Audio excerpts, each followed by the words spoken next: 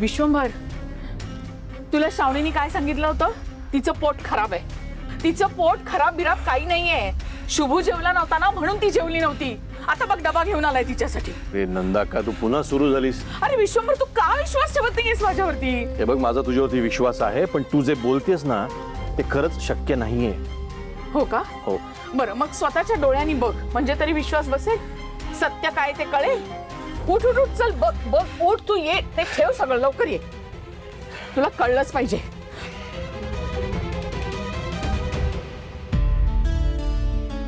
श्रावणी, मी काय ऐकायला लागलोय? तू रात्री उपाशी राहिलीस?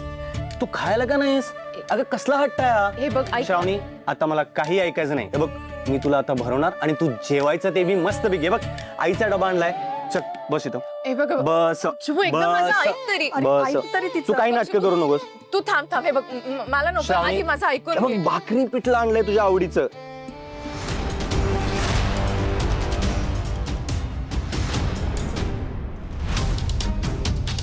हे बघ श्रावणी, तू जर जेवली नाहीस ना तर मी बी जेवणार नाही. शुभू, ऐक ऐक ऐक. मी जेवणार नाही. हे अरे बघ, ऐक ना रे माझं. आपल्या नात्याची शपथ आहे.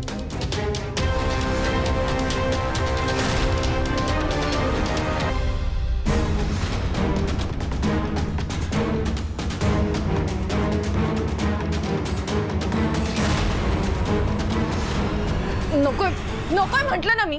काय चाललंय तुझं? आणि तुला कोणी सांगितलं मला पिठलं आवडतं? मला अजिबात आवडत नाही. आणि मग काकू इथे असताना तू का मला भरवतोयस? कोण आहेस तू माझा? आणि हे बघ, तू ना माझ्या बाबांचा नोकर आहेस. तू तुझी लायकी विसरला असशील, पण मी विसरले नाहीये. तू ना तुझी पायरी ओळखून वागत जा शुभू. मी तुझी असिस्टंट आहे म्हणून काही वाटेल ते करायला लावशील का मला? हे बघ, आपण ना फक्त चांगले मित्र आहोत. तुझ्या मनात जर माझ्याबद्दल काही गैरसमज असेल ना तर तो प्लीज काढून टाक आणि जा तू इकडनं. काय मी सांगितलं ना, बस, नकोय मला तुझं जेवण. निघ इकडनं, जा.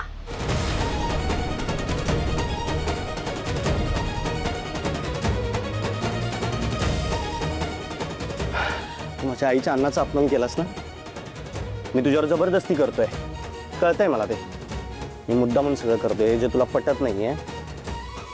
ठीक आहे, नाही मला काय ऐकायचंच नाहीये, कारण माझी पायरी ओळखून मी वागायला पाहिजे होतं ना. नाही, मला सगळं कळलंय. शुभू, शुभू, अरे शुभू, काय झालं रे?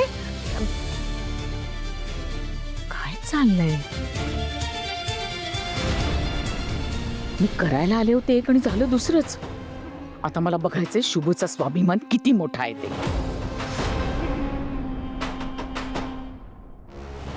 काय झालं ग श्रावणी? हा, हे सगळं तुझ्यामुळे झालंय. असे फालतू खेळ खेळताना तुला काहीच नाही वाटत का ग? माझ्यामुळे? मी तर अजून काहीच केलेलं नाहीये. मी जेव्हा एखादा डाव खेळेन ना तेव्हा तुला कळेल की अलकनंदा काय चीज आहे. जा म्हणाव त्याला. मनवीनच मी शुभूला. तसे शुभू हर काळ माझ्यावर नाही चिडू शकत. अच्छा, कसं आहे ना श्रावणी, तू राहतेस बंगल्यात, श्रीमंत आहेस. तर शुभू एक गरीब. गरिबांचा स्वाभिमान फार मोठा असतो. माझा शुभू तसा नाहीये. अच्छा, इतकं ओळखतेस त्याला? एवढं माहितीये त्याच्याबद्दल? खूप प्रेम करतेस त्याच्यावर? हो, करते. खूप प्रेम करते मी शुभूवर.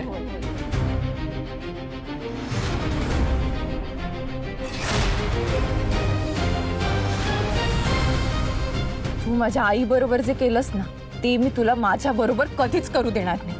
तिच्याही पेक्षा वाईट अवस्था करीन मी तुझी.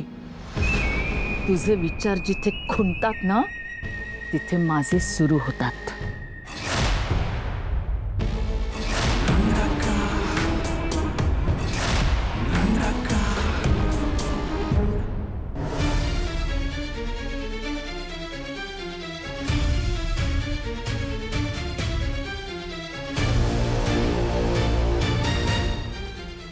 शुभू ऐक.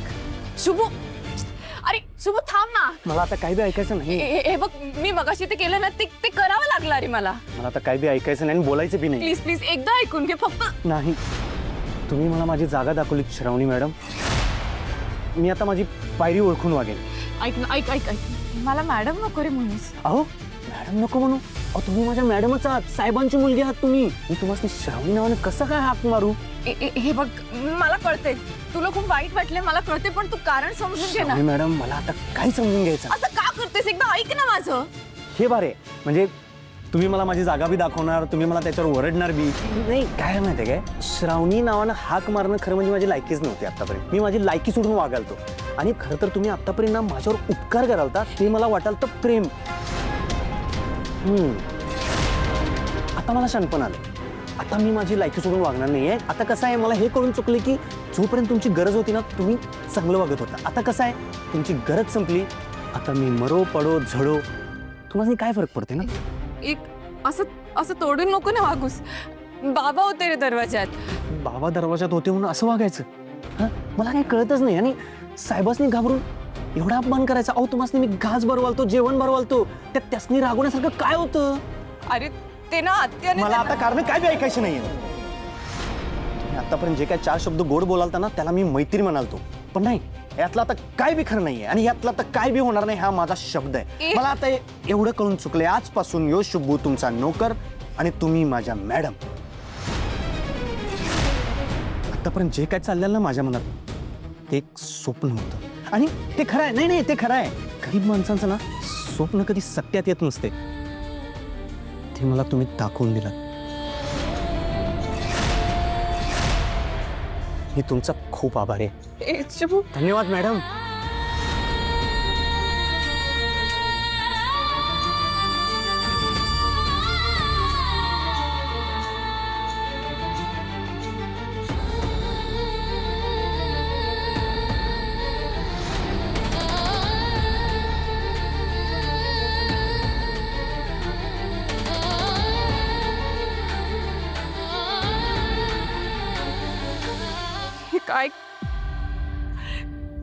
काय करू आता मी घरी जाऊ का त्याच्या? नको, घरच्यांसमोर काय बोलणार? आणि जर त्याच्या घरच्यांना कळलं की मी त्याचा अपमान केलाय तर त्यांना आणखीनच वाईट वाटेल. मूर्ख आहे मी. आणि शुभू थोडा पण विश्वास नाही का त्याचा माझ्यावर? तुला सांगतो, एक तर ब्युटी पार्लर नाही तर मैत्री, कुठं ना कुठं तरी ती असणार. हा हो, शोभी कुठंच दिसना हो. माझ्या जीवाला नुसता घोर लागून राहिलाय. अगं वय येईल ती काय शेळीचं कोकरू आहे का? येईल ना, कशाला काळजी करायला? किती वेळ झाला पण.